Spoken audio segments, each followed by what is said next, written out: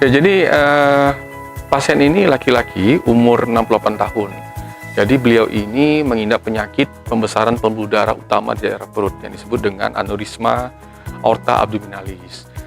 Nah, sekarang kita akan coba untuk melakukan penata laksanaan dengan menggunakan teknik minimal invasif atau dikenal dengan EVAR.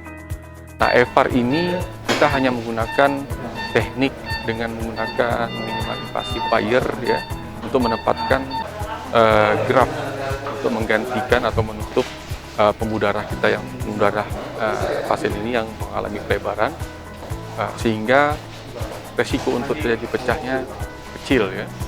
Nah, biasanya sebelum ada teknik ini memang tindakannya menggunakan teknik terbuka atau open procedure.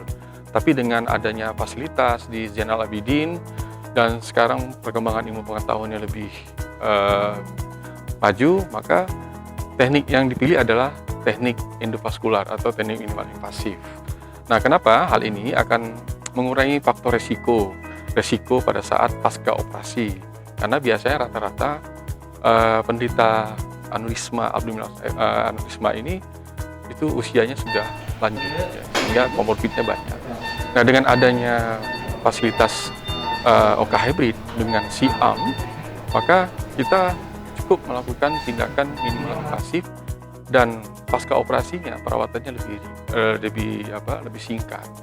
Nah, untuk itu memang alhamdulillah di rumah saya ZNA ini untuk tindakan EVAR ini memang baru pertama sekali dilakukan. Mungkin selanjutnya untuk penanganan pasien-pasien yang seperti ini bisa lebih diutamakan. Nah, jadi kalau misal kenapa harus dilakukan operasi untuk kasus-kasus ini disebabkan karena faktor risiko pembuluh darah yang kapan saja bisa terjadi pecah atau komplikasi, sehingga memang tindakan ini harus dilakukan sesegera mungkin.